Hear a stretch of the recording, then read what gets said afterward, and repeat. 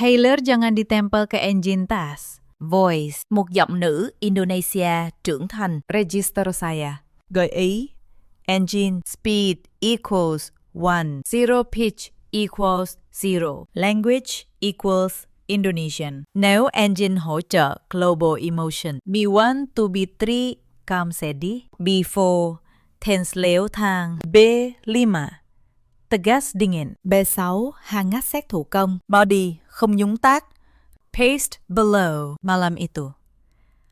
Suami saya melempar selembar surat pengunduran diri ke atas meja makan sambil tertawa. Ia menertawakan pekerjaan saya. Katanya, Seorang istri dari calon direktur tidak pantas bekerja di kantor yang menurutnya kelas kampung. malam itu juga, Saya dipaksa berhenti bekerja. Saya dijadikan pembantu tanpa upah di rumah mertua saya sendiri. Mereka semua tersenyum puas saat melihat saya menandatangani surat itu tanpa melawan. Mereka pikir saya sudah kalah. Mereka pikir hidup saya kini sepenuhnya ada di tangan mereka. Jadi saya memilih diam. Saya biarkan mereka percaya pada kemenangan mereka. Sampai keesokan paginya, saat suami saya melangkah masuk ke kantor dengan dada membusung, siap menikmati jabatan barunya. Wajahnya mendadak pucat, seluruh tubuhnya gemetar. Karena perempuan yang semalam ia hina, dan ia paksa menjadi pembantu. Pagi itu sudah duduk di kursi paling tinggi di perusahaan tempatnya bekerja. Dan di tangan saya, sudah ada satu map yang akan meruntuhkan seluruh kesombongannya. Halo,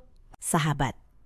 Selamat datang kembali di kanal ini. Sebelum kita mulai, tulis dulu di kolom komentar. Kamu menonton dari kota mana? Semoga yang sudah menekan tombol suka dan berlangganan selalu diberi kesehatan dan kelancaran rezeki. Kisah malam ini tentang seorang perempuan yang dianggap tidak ada nilainya. Sampai dunia berbalik dalam satu pagi. Mari kita mulai.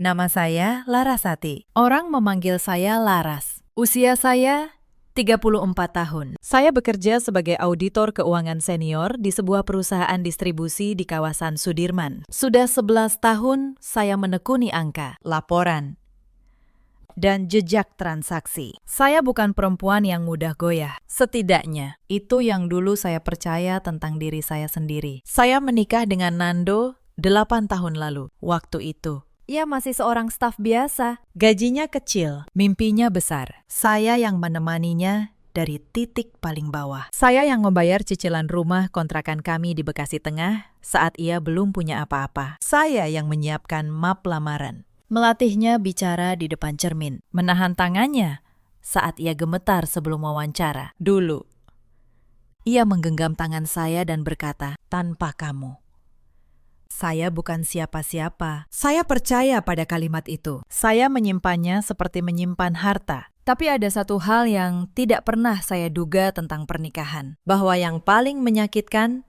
bukanlah kemiskinan, bukan pula kesulitan hidup, melainkan saat orang yang dulu menggenggam tanganmu di titik terendah, tiba-tiba merasa dirinya terlalu tinggi untuk berdiri di sampingmu. Itulah yang terjadi pada saya. Perubahan itu datang perlahan. Lalu tiba-tiba, tahun lalu, Nando dipromosikan menjadi kepala bagian di perusahaannya. Sebuah perusahaan logistik yang cukup besar di kawasan Kuningan. Sejak hari itu, ada sesuatu dalam dirinya yang berubah. Cara ia bicara berubah. Cara ia menatap saya berubah. Cara ia menyebut pekerjaan saya pun berubah. Dulu ia bangga punya istri yang mandiri. Sekarang, ia mulai menyebut kantor saya dengan nada merendahkan. Cuma kantor distribusi kecil, katanya. Suatu malam, ngapain capek-capek? Gajinya juga tidak seberapa. Saya hanya tersenyum waktu itu. Saya pikir itu hanya lelah biasa. Saya salah. Tanda-tanda lain mulai bermunculan. Satu persatu. Suatu malam, kami diundang ke acara perusahaannya. Saya mengenakan gaun terbaik yang saya punya. Tapi di depan rekan-rekannya, Nando memperkenalkan saya dengan canggung. "Ini istri saya," katanya. "Iya, ya, ibu rumah tangga." Padahal saat itu saya masih bekerja. Saat saya mencoba meralat, ia menekan lengan saya pelan, isyarat agar saya diam. Malam itu, di mobil, dalam perjalanan pulang, saya bertanya, "Kenapa?" Ia hanya menjawab, "Di lingkungan saya, istri yang kerja kantoran kecil itu kurang pantas dibanggakan. Saya terdiam sepanjang sisa perjalanan. Untuk pertama kalinya, saya merasa menjadi sesuatu yang ia sembunyikan. Sejak malam itu, saya mulai memperhatikan banyak hal yang dulu tidak saya lihat. Cara ia menghindar saat saya bercerita tentang pekerjaan. Cara ia memotong ucapan saya di depan orang lain. Cara ia memuji istri-istri rekannya yang hanya tinggal di rumah. Setiap hal kecil itu menumpuk perlahan, seperti retakan halus di dinding yang tampak kokoh. Mertua saya, Bu Sutinah, ikut memperkeruh keadaan. Beliau tinggal bersama kami sejak Nando dipromosikan, katanya, biar bisa mengurus calon direktur. Setiap pagi, beliau membandingkan saya dengan menantu tetangga. Lihat itu, istri Pak Hartono, di rumah saja, mengurus suami sepenuh hati. Kamu ini pulang malam terus. Suami diurus siapa? Saya menyimak dalam diam. Saya pikir mungkin beliau hanya butuh waktu untuk mengenal saya. Lagi-lagi saya salah. Bu Sutinah tidak berhenti di kata-kata. Suatu sore, saya pulang dan mendapati lemari saya berantakan. Beberapa pakaian kerja saya hilang. Saat saya tanya, beliau menjawab enteng. Ibu kasih ke tetangga. Toh kamu sebentar lagi tidak butuh baju kerja. Saya hanya bisa menelan rasa kesal di dada. Lalu, beberapa hari kemudian, saya menyadari sesuatu yang lebih jauh. Tabungan bersama kami berkurang. Saat saya tanya pada Nando, ia menjawab tanpa menatap saya. Ibu butuh modal usaha kecil. Saya kasih dari tabungan kita. Ia tidak meminta pendapat saya. Ia bahkan tidak merasa perlu memberitahu saya lebih dulu. Uang yang saya kumpulkan bertahun-tahun dipakai tanpa sepatah kata izin. Di rumah itu, suara saya perlahan dihapus. Sehelai demi sehelai. Lalu ada Wulan, adik ipar saya, usia 29 tahun. Ia tinggal di rumah kami juga. Katanya sedang mencari kerja. Tapi yang saya lihat setiap hari, ia hanya sibuk dengan ponselnya dan tas-tas baru. Wulan paling pintar membakar suasana. Setiap kali Nando pulang, Wulan punya cerita baru tentang betapa hebatnya kakaknya dan betapa istri kakaknya tidak tahu diri. Mbak Laras itu sombong. Mas, katanya suatu sore, punya gelar sedikit, merasa pintar sendiri. Nando hanya tertawa. Tawa yang dulu hangat kini terdengar asing di telinga saya. Puncaknya datang pada satu malam di bulan kemarin. Nando pulang dengan wajah berseri. Begitu masuk rumah, ia langsung memanggil seluruh isi rumah ke ruang makan. Bu Sutinah datang dengan senyum lebar. Wulan ikut duduk. Matanya berbinar. Saya yang baru selesai mencuci piring, ikut duduk di ujung meja. Saya dapat kabar besar, kata Nando.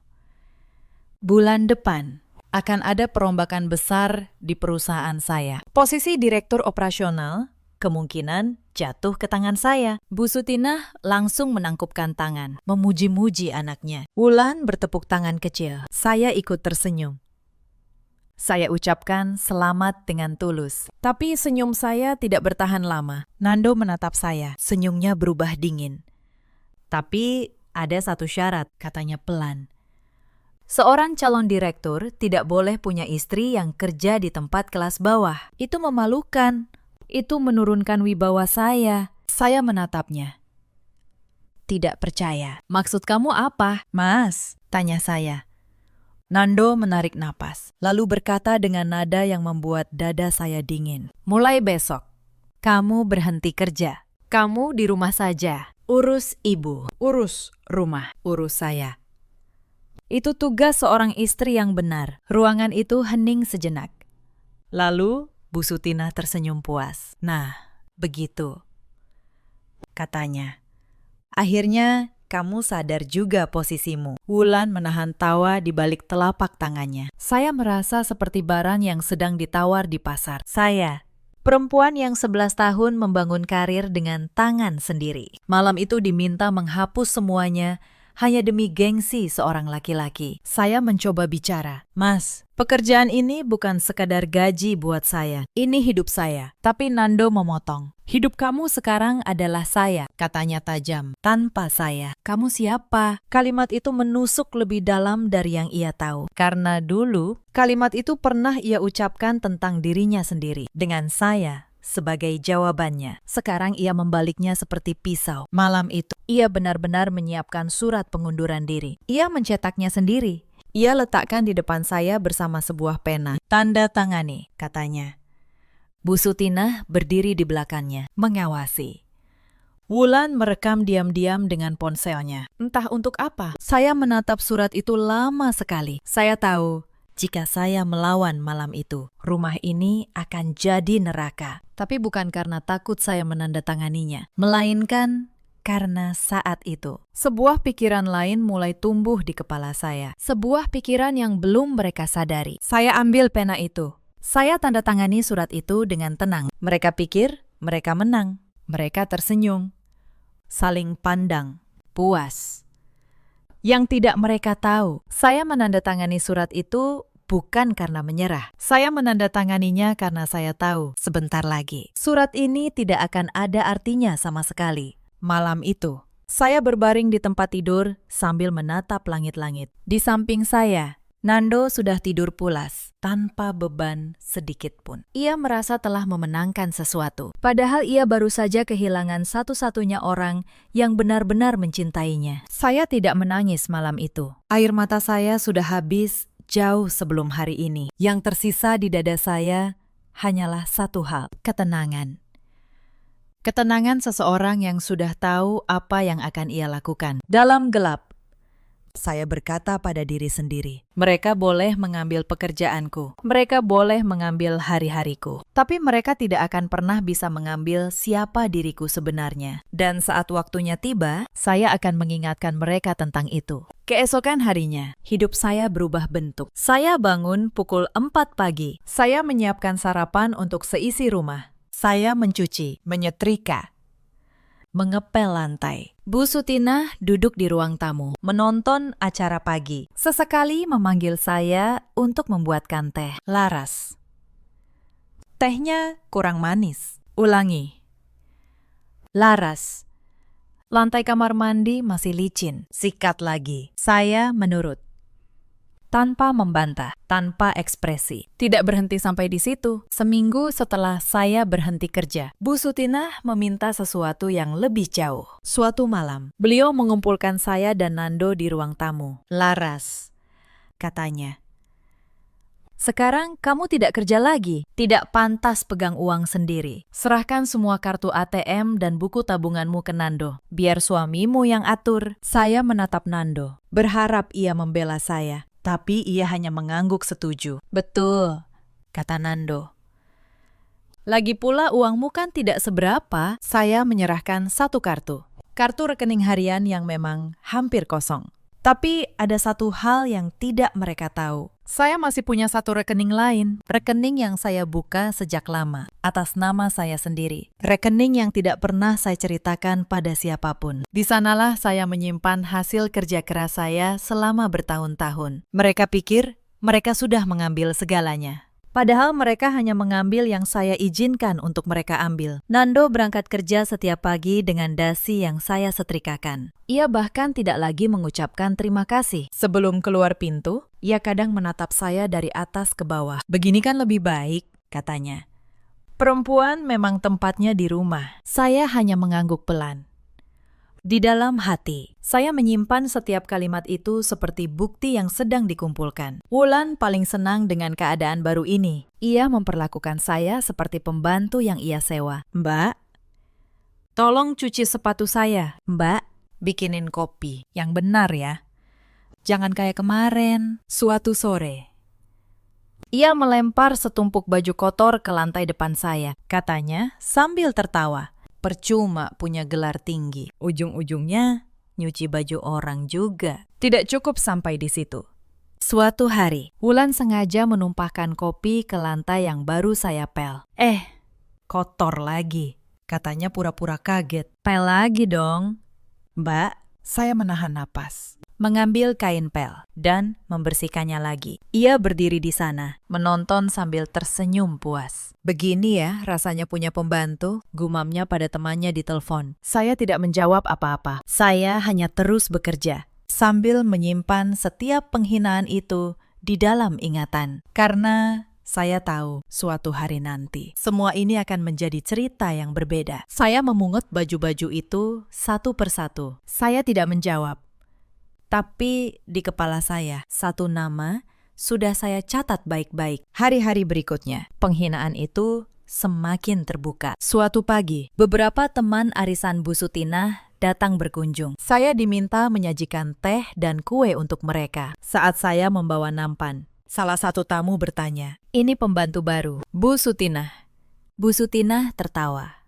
"Bukan, ini menantu saya. Tapi sekarang ya, fungsinya begitu." Para tamu ikut tertawa. Saya berdiri di tengah ruangan dengan nampan di tangan, ditertawakan di rumah saya sendiri. Saya tidak menangis. Saya hanya meletakkan nampan itu dengan tenang, lalu kembali ke dapur. Malam harinya, ada lagi kejadian yang membuat dada saya sesak. Wulan mengundang teman-temannya untuk menginap. Mereka membuat rumah berantakan sampai dini hari. Pagi-pagi, saya yang harus membereskan semuanya. Saat saya menyapu sisa makanan di lantai, Wulan lewat sambil berkata, "Untung ada Mbak. Ya, rajin banget jadi pembantu." Teman-temannya tertawa. Saya tetap menyapu tanpa mengangkat wajah. Di dalam hati, saya berkata pada diri sendiri, "Bersabarlah sedikit lagi, sebentar lagi." Tapi yang paling menyakitkan bukan datang dari Bu Sutinah atau Wulan. Yang paling menyakitkan datang dari Nando. Suatu malam, saat saya membawakan makan malam ke kamarnya, ia sedang menelpon temannya. Saya mendengar ia tertawa, lalu berkata, "Istri saya sekarang sudah jadi ibu rumah tangga biasa. Dulu sih kerja, tapi ya, kelasnya bukan untuk orang seperti saya." Saya berdiri di balik pintu, memegang nampan, mendengar setiap kata. Lelaki yang saya bangun dari nol, kini menjadikan saya bahan candaan di telepon. Malam itu, saya tidak tidur. Bukan karena sedih, tapi karena tekad saya semakin bulat. Akhir pekan itu, keluarga besar Nando datang berkunjung. Rumah penuh dengan paman, bibi, dan sepupu-sepupunya. Saya sibuk di dapur sepanjang hari, menyiapkan makanan untuk semua. Saat makan siang, salah satu bibi memuji masakan saya. "Enak sekali masakannya." "Siapa yang masak?" Bu Sutinah menjawab cepat, "Menantu saya." "Untung dia sekarang di rumah, jadi ada yang ngurus. Dulu dia sok sibuk kerja, sekarang baru tahu tempatnya di mana." Seluruh ruangan tertawa. Nando ikut tertawa, tanpa sedikit pun membela saya. Saya berdiri di pintu dapur dengan piring di tangan. Menjadi tontonan. Saya tersenyum tipis.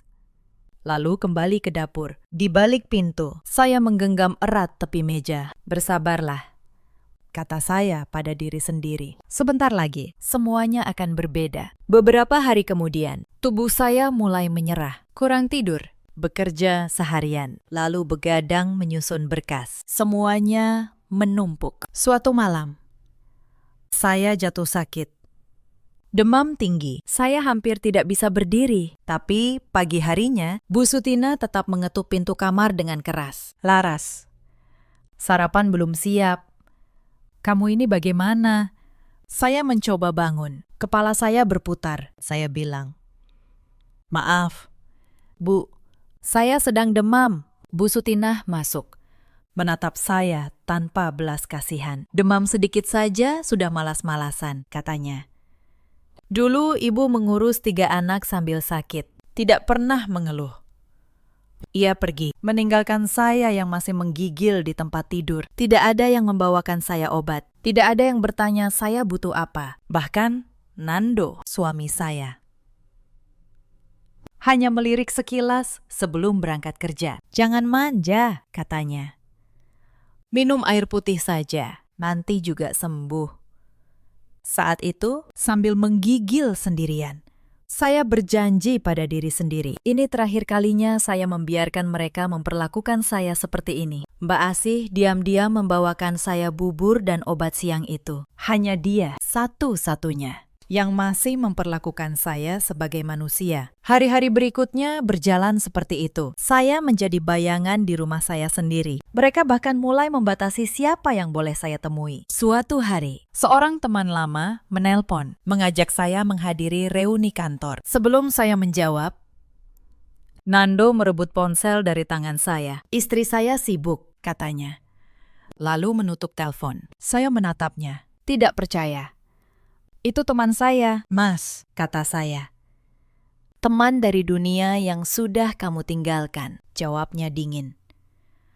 Tidak perlu kamu temui lagi. Sejak hari itu, Ponsel saya sering hilang. Entah kemana. Mereka ingin memutus saya dari dunia luar. Mereka ingin saya benar-benar sendirian, bergantung sepenuhnya pada mereka. tapi mereka lupa satu hal. Seseorang tidak bisa benar-benar dikurung jika pikirannya masih bebas. Tapi malam hari, saat seisi rumah sudah tidur, saya tidak benar-benar diam. Saya membuka laptop lama saya di sudut kamar. Saya masih punya akses ke beberapa hal yang mereka kira sudah saya tinggalkan. Saya masih punya jaringan dari 11 tahun karir. Dan yang paling penting, Saya masih punya nama baik yang tidak bisa mereka rampas dengan selembar surat. Sekitar 2 minggu setelah saya berhenti kerja, telepon saya berdering. nomor yang sudah lama tidak menghubungi saya. Pak Dharma, beliau adalah komisaris senior di sebuah perusahaan logistik besar. Dulu, beliau pernah menjadi klien audit saya bertahun-tahun lalu. Beliau orang yang menghargai kerja jujur, dan beliau tidak pernah lupa pada orang yang pernah menyelamatkan perusahaannya dari laporan keuangan yang berantakan. Laras, kata beliau di telepon, perusahaan kami sedang ada masalah besar. Kami butuh orang yang bisa dipercaya. Saya ingin bertemu denganmu. Saya menyetujui pertemuan itu. Saya keluar diam-diam pada pagi hari dengan alasan ke pasar. Saya bertemu Pak Dharma di sebuah kantor di kawasan SCBD. Di ruangan itu, beliau menjelaskan semuanya. Perusahaan logistik mereka sedang dalam krisis kepercayaan. Ada dugaan penyalahgunaan anggaran di salah satu divisi. Dewan komisaris memutuskan untuk merombak total jajaran pimpinan. Dan mereka membutuhkan seorang direktur baru yang bersih, yang paham audit, yang tidak punya kepentingan dengan permainan lama di dalam. Pak Dharma menatap saya. Kami ingin kamu, Laras, sebagai direktur utama yang baru. Saya tidak langsung menanggapi. Pak Dharma melanjutkan. Suaranya pelan, tapi tegas. Saya tahu kamu sudah lama tidak di dunia korporat besar, Katanya. tapi justru itu yang kami butuhkan. Orang yang bersih. Yang tidak terikat dengan permainan lama. Saya sudah memantau jejakmu sejak dulu, Laras. Kamu satu-satunya auditor yang berani menolak saat diminta menutupi angka. Perusahaan ini butuh orang seperti itu sekarang. Saya mendengarkan setiap kata beliau dengan saksama. Di dalam dada saya, sesuatu yang lama padam mulai menyala kembali. Harga diri yang 2 minggu terakhir diinjak-injak, perlahan bangkit. Saya terdiam beberapa saat, bukan karena ragu, tapi karena pelan-pelan sebuah gambaran mulai tersusun di kepala saya. Saya bertanya, perusahaan logistik mana? Pakistan. Pak Dharma menyebut sebuah nama. Dan saat nama itu keluar dari mulut beliau, Jantung saya berhenti sejenak. itu adalah perusahaan tempat Nando bekerja. Perusahaan yang sama, yang katanya akan menjadikannya direktur operasional bulan depan. Saya tidak langsung menjawab. Saya minta waktu untuk membaca seluruh berkas terlebih dahulu. Pak Dharma menyerahkan satu map tebal kepada saya. Pelajari ini dulu, katanya. Ini hasil audit awal divisi operasional. Saya membawa map itu pulang. Tersembunyi di dalam tas belanja. Malam itu, setelah semua tidur, saya membukanya. Dan apa yang saya temukan di dalam membuat tangan saya dingin. Di dalam map itu, tercatat serangkaian penyimpangan anggaran di divisi operasional. Pengeluaran fiktif untuk proyek yang tidak pernah ada. Tagihan vendor yang digelembungkan. Dana perjalanan dinas yang dipakai untuk keperluan pribadi. Dan di hampir setiap dokumen yang bermasalah, ada satu nama yang berulang sebagai penanggung jawab. Nama suami saya, Nando.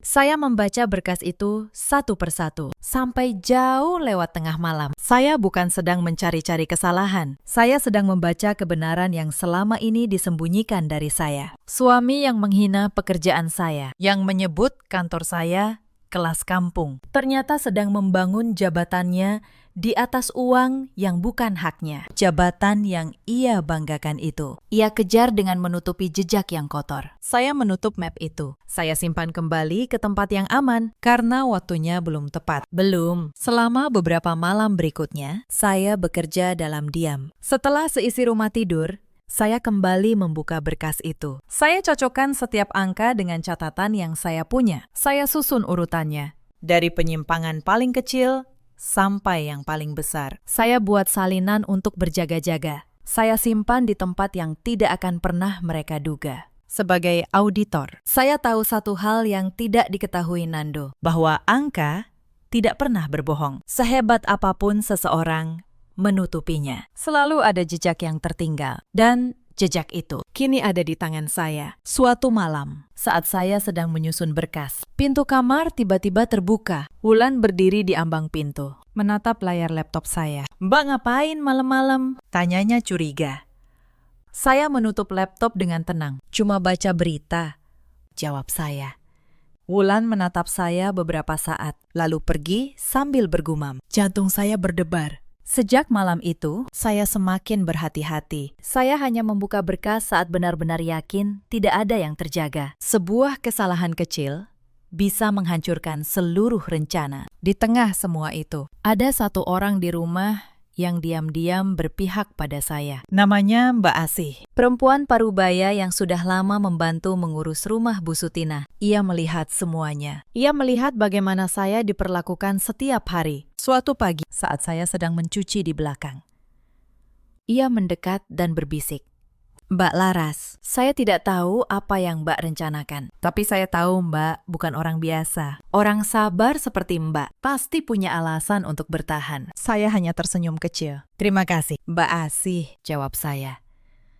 Untuk pertama kalinya dalam 2 minggu, ada seseorang yang melihat saya sebagai manusia, bukan sebagai pembantu. Kebaikan kecil itu memberi saya kekuatan untuk terus bertahan beberapa hari lagi.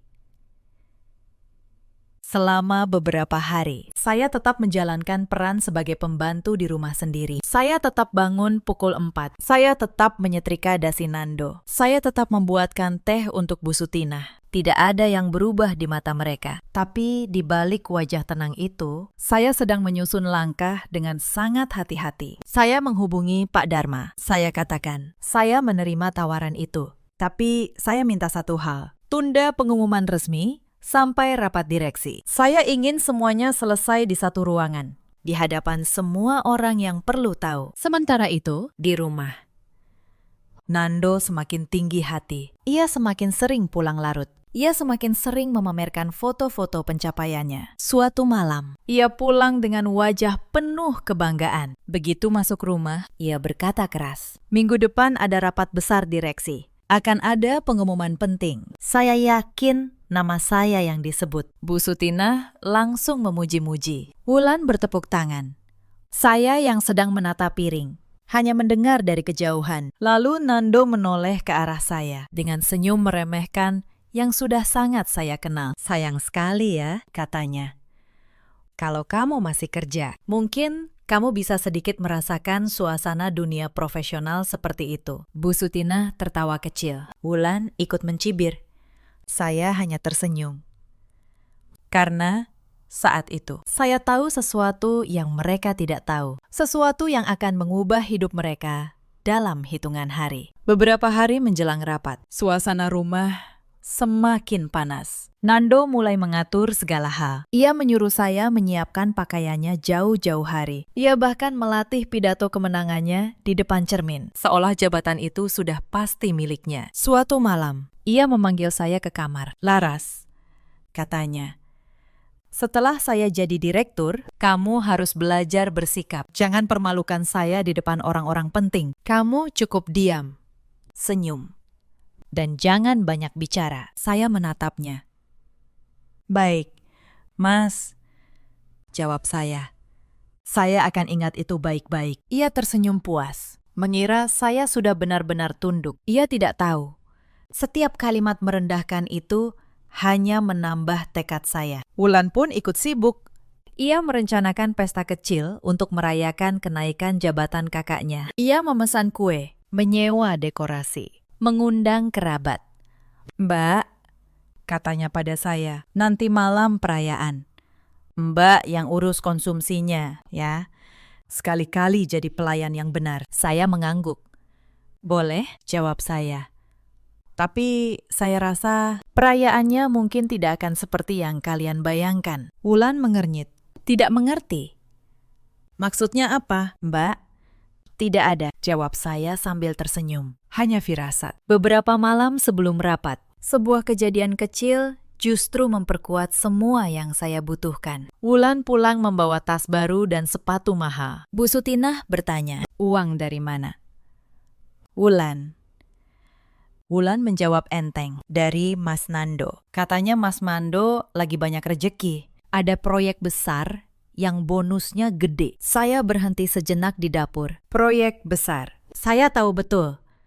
Tidak ada bonus resmi sebesar itu di laporan perusahaan. Yang ada hanyalah dana yang mengalir dari pos-pos yang tidak seharusnya. Diam-diam saya catat semuanya. Malam terakhir sebelum rapat, rumah berjalan seperti biasa. Nando menyiapkan setelan terbaiknya. Bu Sutinah menyetrika dengan bangga, sambil terus berkata, besok anak ibu jadi direktur. Wulan sibuk memilih baju untuk ikut merayakan nanti malam. Dan saya, seperti biasa, diminta menyiapkan semuanya. Laras, besok suamimu jadi orang besar, kata Bu Sutinah. Untung dia mau menampung kamu di rumah ini. Saya hanya mengangguk. Saya bilang, iya, Bu, besok pasti jadi hari yang tidak akan terlupakan. Saya mengucapkannya dengan tulus. Mereka tidak tahu betapa benarnya kalimat itu. Saya tidur lebih awal malam itu. Tapi sebelum tidur, saya menyiapkan satu setelan kerja yang sudah lama tidak saya sentuh. Saya menyiapkan map yang berisi seluruh berkas audit. Saya menyiapkan diri saya. Bukan untuk menjadi pembantu, tapi untuk kembali menjadi diri saya yang sebenarnya. Pagi itu datang seperti pagi-pagi yang lain. Nando bangun dengan semangat. Ia memakai setelan terbaiknya, dasi yang saya setrikakan kemarin. Ia berkaca lama sekali, tersenyum pada bayangannya sendiri. Hari ini, katanya pada bayangan di cermin, semua orang akan tahu siapa saya. Bu Sutinah mengantarnya sampai pintu, mendoakan dengan suara melengking. Wulan melambai sambil berkata, sukses ya. Mas, Nando melirik saya sekilas. Jaga rumah baik-baik, katanya. Hari ini bukan hari untuk orang sepertimu. Lalu, ia pergi dengan dada membusung. Saya menunggu sampai pintu pagar tertutup. Lalu, saya masuk ke kamar. Saya lepas daster yang sudah 2 minggu menjadi seragam saya. Saya kenakan setelan kerja yang rapi. Saya rapikan rambut. Saya tatap diri saya di cermin. Dan untuk pertama kalinya, dalam 2 minggu, saya melihat Larasati yang dulu, auditor senior, perempuan yang membangun dirinya sendiri, perempuan yang tidak pernah benar-benar hilang, hanya disembunyikan untuk sementara. Saya menarik napas panjang. Bayangan 2 minggu terakhir berkelebat di kepala saya. Surat yang dipaksakan, nampan yang ditertawakan, demam yang diabaikan, semua itu hari ini akan menemukan jawabannya. Saya ambil map berisi berkas audit. Saya genggam erat-erat. Saya keluar dari rumah itu lewat pintu depan, tanpa menunduk. Bu Sutinah memanggil dari ruang tamu. Mau kemana kamu? Laras. Saya hanya menjawab, ke kantor. Bu. Lalu, saya tutup pintu di belakang saya. Di perusahaan logistik itu, ruang rapat direksi sudah hampir penuh. Para pemegang saham hadir. Dewan komisaris hadir. Para kepala divisi duduk di kursi mereka, termasuk Nando. Ia duduk di barisan tengah. Masih dengan dada membusung, ia berbisik pada rekan di sebelahnya. Hari ini, giliran saya naik. Ia melirik kursi paling depan, kursi direktur utama yang masih kosong. Ia membayangkan dirinya duduk di sana. Ia tidak tahu, kursi itu sudah ada pemiliknya. Rapat dibuka oleh Pak Darmat. Hadirin yang terhormat, kata beliau. Hari ini, kita akan mengumumkan 2 hal penting. Pertama, hasil audit internal atas divisi operasional. Kedua, Penunjukan direktur utama yang baru. Ruangan mulai berbisik. Nando memperbaiki duduknya. Tersenyum percaya diri. Ia bahkan merapikan dasinya. Bersiap untuk dipanggil ke depan. Di kepalanya.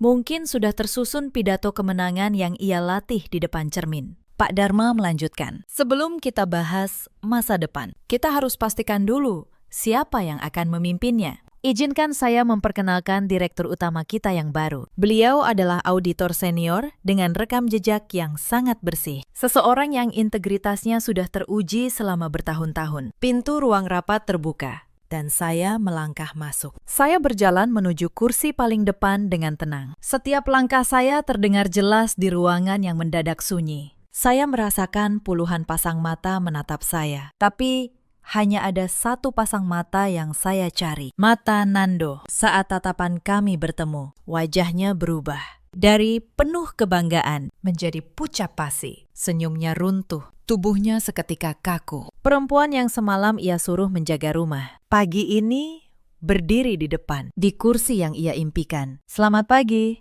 semuanya.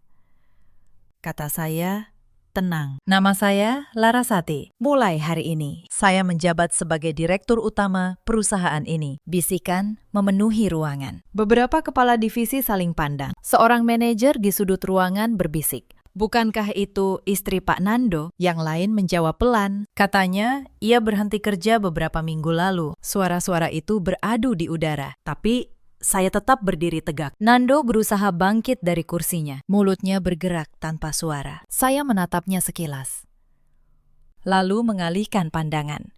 Saat ini, ada hal yang lebih penting dari urusan pribadi. Saya membuka map di tangan saya. Sebelum kita membahas masa depan perusahaan, kata saya, kita harus menyelesaikan masa lalunya. Saya letakkan berkas audit di atas meja. Berdasarkan hasil audit internal yang dilakukan Dewan Komisaris, ditemukan serangkaian penyimpangan anggaran di divisi operasional. Saya mulai membacakan satu persatu. Pengeluaran fiktif untuk proyek yang tidak pernah berjalan. Tagihan vendor yang digelembungkan jauh di atas harga wajar. Dana operasional yang dialihkan untuk kepentingan pribadi. Setiap kalimat yang saya bacakan membuat ruangan semakin sunyi. Saya mengangkat kepala. Dan dalam dokumen ini, kata saya, ada satu nama yang muncul berulang sebagai penanggung jawab seluruh penyimpangan tersebut. Saya menatap lurus ke arah Nando.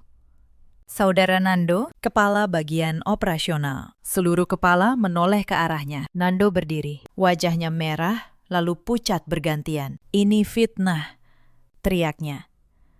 Kamu cuma istri yang sakit hati. Saya tidak meninggikan suara. Saya hanya berkata, semua angka ini ada bukti transaksinya. Setiap rupiah ada jejaknya. Saya keluarkan dokumen berikutnya. Ini bukti transfer dana proyek fiktif ke rekening pribadi. Ini kwitansi pembelian barang mewah yang dibebankan ke biaya operasional. Saya sebutkan satu persatu dengan tanggal, dengan jumlah, dengan nomor rekening. Nando masih mencoba melawan. Itu semua bisa dijelaskan, katanya. Suaranya mulai gemetar. Kalau begitu, jelaskan. Jawab saya tenang. Jelaskan pada Dewan, kemana perginya dana proyek senilai ratusan juta yang tidak pernah ada wujudnya. Jelaskan, kenapa nomor rekening penerima dana itu atas nama adik kandung Anda sendiri. Ruangan langsung riuh. Nando terdiam. Wajahnya yang tadi penuh kemarahan, kini hanya berisi ketakutan. Karena ia tahu, ia tidak punya jawaban. Setiap kebohongan yang ia bangun selama ini, kini berdiri telanjang di depan semua orang. Para komisaris menggeleng, beberapa mencatat. Pak Dharma menatap Nando dengan kekecewaan yang dalam. Saya percaya setiap orang berhak melakukan kesalahan, kata saya pelan. Ruangan tetap sunyi. Tetapi setiap kesalahan juga punya konsekuensi. Saya berhenti sejenak, dan perusahaan ini tidak akan pernah memberi toleransi pada penyalahgunaan kepercayaan. Beberapa anggota direksi mengangguk setuju. Pak Dharma mengangkat suara. Saya sudah mengenal perusahaan ini puluhan tahun, katanya.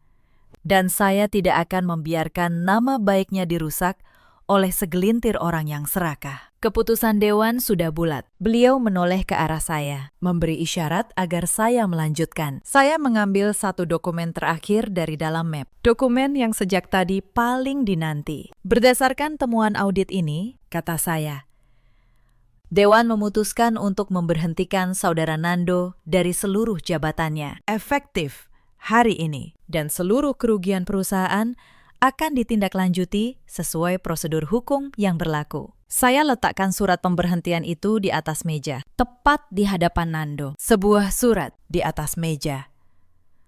Ditandatangani dengan tenang. Persis seperti malam itu. Hanya saja, kali ini, bukan saya yang dipaksa menandatanganinya. Nando menatap surat itu. Tangannya gemetar. Laras, katanya.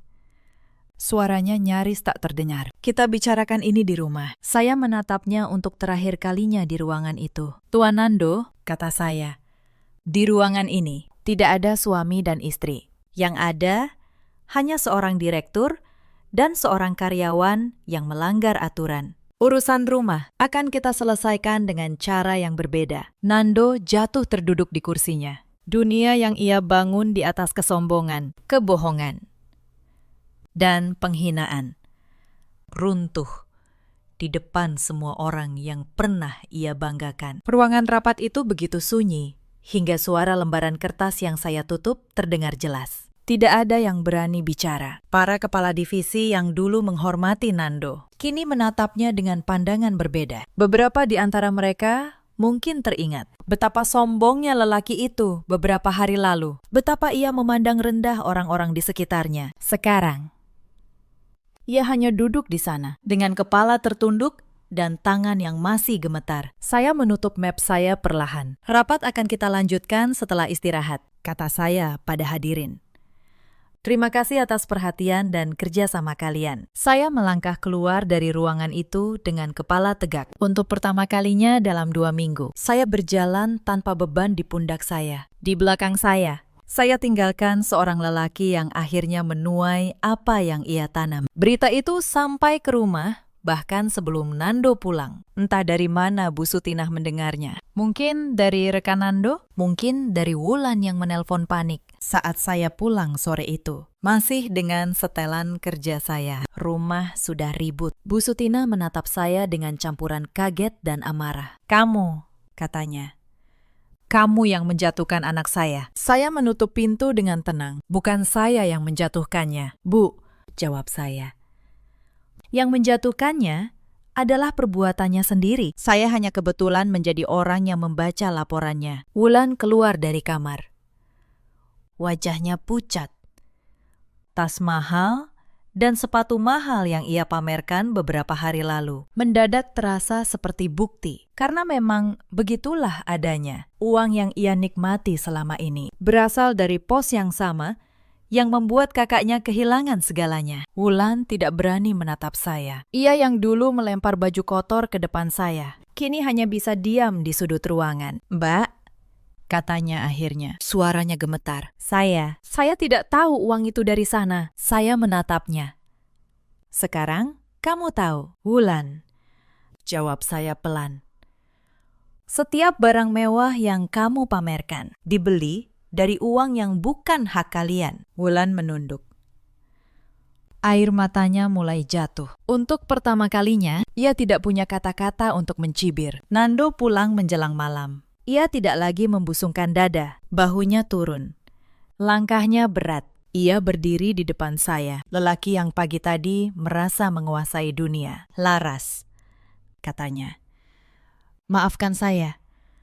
Saya hilaf. Saya menatapnya lama. Saya tidak merasakan kemenangan. Saya hanya merasakan lelah yang panjang, akhirnya menemukan ujungnya. Ia mencoba mendekat, suaranya memohon. Kita bisa mulai lagi dari awal, katanya. Seperti dulu, kamu yang menemani saya. Kita bangun semuanya bersama. Saya menggeleng pelan. Dulu, kata saya.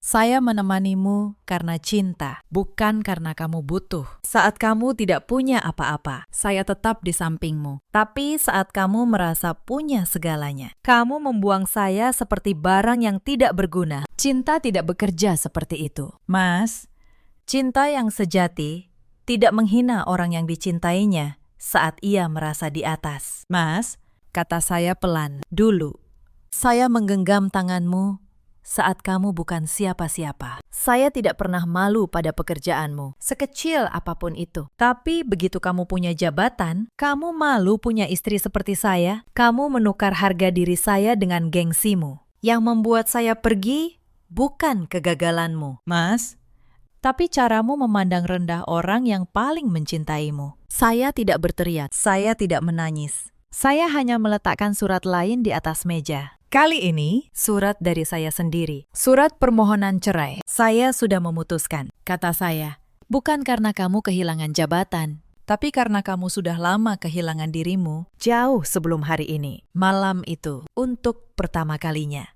Rumah itu benar-benar hening. Bu Sutina tidak lagi memerintah. Wulan tidak lagi mencibir. Nando tidak lagi membusungkan dada. Mereka semua duduk dalam diam, menyadari bahwa perempuan yang mereka anggap pembantu ternyata adalah satu-satunya orang yang menahan rumah itu agar tidak runtuh sejak awal. Hari-hari setelah itu berjalan cepat. Proses hukum atas penyalahgunaan dana berjalan sesuai prosedur. Nando kehilangan jabatan, kehilangan nama baik, kehilangan rumah tangga yang dulu ia anggap remeh. Bu Sutina dan Wulan kembali ke kampung halaman mereka. Sebelum pergi, Bu Sutina sempat berdiri di depan saya. Wajahnya yang dulu penuh kesombongan, kini hanya menyisakan penyesalan. Laras, katanya pelan.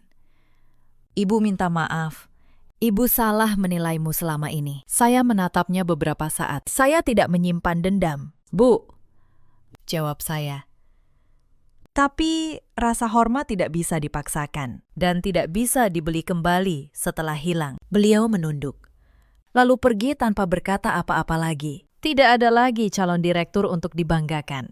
Tidak ada lagi menantu untuk diperintah. Dan saya perlahan membangun kembali hidup saya. Bukan dari nol, tapi dari fondasi yang tidak pernah benar-benar mereka hancurkan. Di kantor, saya mulai menata ulang perusahaan yang sempat goyah. Saya bersihkan sistem dari praktik-praktik yang selama ini disembunyikan. Saya beri kesempatan pada karyawan jujur yang dulu terabaikan. Pelan-pelan, perusahaan itu kembali sehat.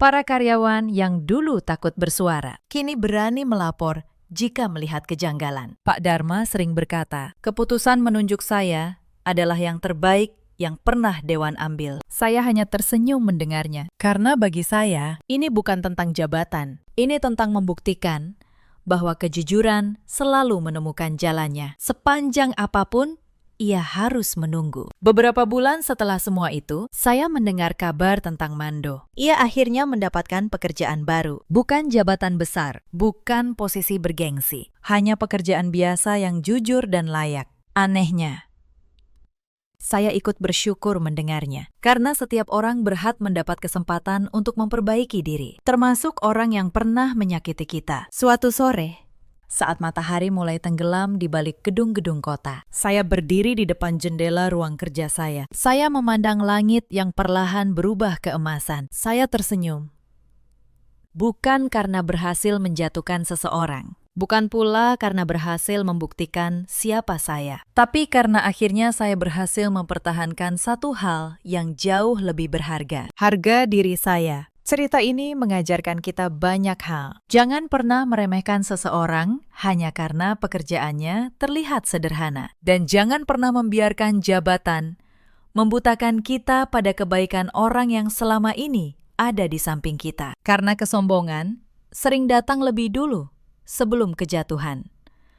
Di luar sana, ada banyak perempuan seperti saya dulu. Perempuan yang dipaksa mengecilkan dirinya demi gengsi orang lain. Yang diminta melepas mimpinya demi dianggap istri yang baik. Untuk kalian, ketahuilah, nilai diri kalian tidak ditentukan oleh siapapun selain oleh diri kalian sendiri. Di luar sana, ada juga banyak suami seperti Nando. Laki-laki yang lupa siapa yang menemaninya saat ia tidak punya apa-apa. Yang merasa terlalu tinggi untuk berdiri di samping orang yang membesarkannya. Semoga mereka sadar sebelum terlambat bahwa rasa hormat jauh lebih mahal dari jabatan. Dan ada pula para ibu seperti Bu Sutina Yang membela anaknya, bahkan saat anaknya keliru. Yang lupa bahwa menantu juga manusia, bukan pembantu. Karena pada akhirnya, kebahagiaan sejati bukan tentang menjatuhkan orang yang pernah menyakiti kita. Kebahagiaan sejati adalah ketika kita mampu tetap berdiri tegak, tetap menjadi pribadi yang baik, dan tetap melangkah maju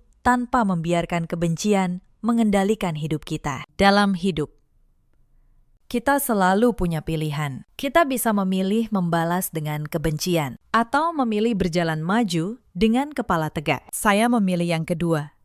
Dan itu adalah keputusan terbaik yang pernah saya buat. Jika kisah ini menyentuh hati kalian, ceritakan pengalaman kalian di kolom komentar. Terima kasih sudah menemani sampai akhir. Sampai jumpa di kisah berikutnya.